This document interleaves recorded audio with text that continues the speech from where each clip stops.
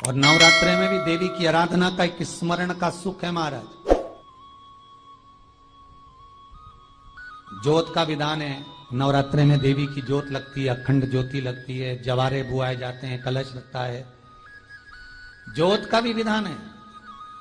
जिसके यहां दिया अखंड जलाया जाता है, अगर वो दिए की लो, दिए की बाती अगर दक्षिण दिशा की होती है तो उसके घर में साल भर में एक घात जरूर होती है।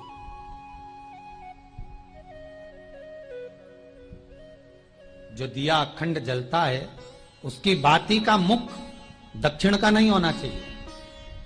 अगर आपने देवी भागवत का स्मरण करा हो, देवी भागवत को अगर सुना हो, तो देवी भागवत में स्पष्ट किया गया कि पूर्व की ओर मुख करा हुआ दिया, अर्थात पूर्व की ओर ज्योत जो जलाई जाती है वो संपदा की वृद्धि करती है। पश्चिम की ओर मुख कर कर जो ज्योत लगाई जाती है महाराज, वो वैभव को देती है। और उत्तर की ओर जो मुख कर कर ज्योत जलाई जाती है, उत्तर की ओर जो ज्योत का मुख रहता है वो आयु की वृद्धि करती है, घर में अकाल मौत को रोकती है।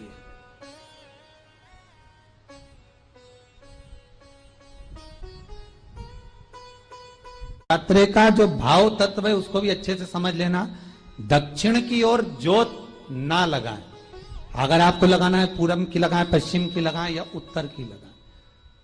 और जितने दिन महारानी जगदम्बा जगतधात्री दुर्गा भवानी, अब की बार माताजी घोड़े पर आई है।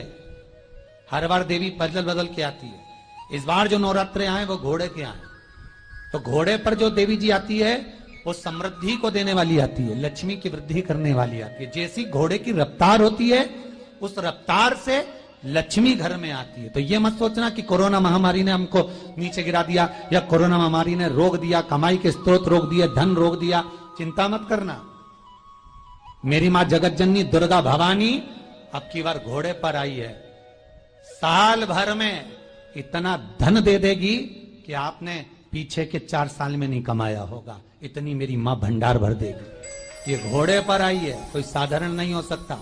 देवी भागवत में स्पष्ट किया गया, जब जगदम्बा मगर पर आती है उसका भाव अलग है, और जगदम्बा जब हाथी पर आती है उसका भाव अलग है, और जगदम्बा जब घोड़े पर आती है तो जगत को समृद्धिवान बना देती है, वैभव में कमी नहीं आती। अभी भले दुनिया के लोग अभी रोते हैं कि पैसा नहीं आ रहा, कोरोना महामारी ने सब तोड़ दिया, रोक दिया, पर चिंता ना करना। मेरी मां अगर घोड़े पर आई है तो उसका सुख आपको जरूर मिलेगा। एक जरा सी मिट्टी की दुकान भी अगर आप खोल कर बैठेंगे तो चांदी और सोना के बराबर कमाएंगे, इतना धन देगी वो मां। साधारण नहीं है मेरी माता। तात्विक सुख का आनंद देने वाली, लाभ तत्व प्रदान करने। और नवरात्रि में भी अगर आपकी कोई कामना है, आपकी अगर इच्छा है, आपका मन है, तो जगत जननी की आराधना करो।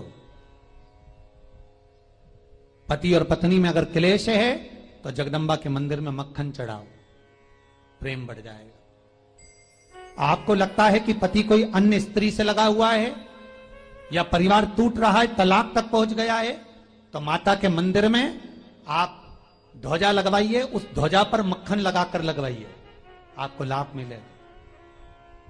महाराज, यदि आपको लगता है कि